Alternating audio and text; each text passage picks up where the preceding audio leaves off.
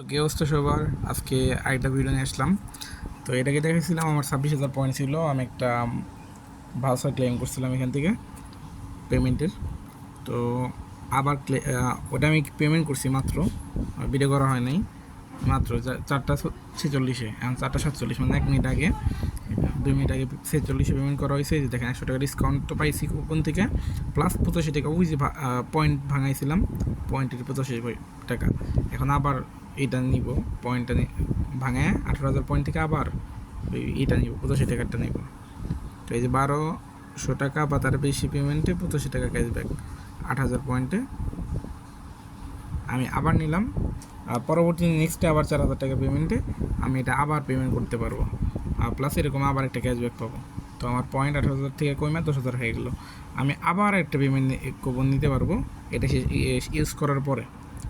তো এই ছিল ভিডিও। সবাই দ্রুত লুটে নেন অফারগুলা, এই অফারগুলো পাবেন না আপনারা। তো আমার এখন ব্যালেন্স কম আছে দেখে পেমেন্ট করতে পারতেছি না, আবারও সেম অবস্থা। ব্যালেন্স আসলে আমি আবার একটা ভিডিও করব। ঠিক আছে, সবাই ভালো থাকবেন।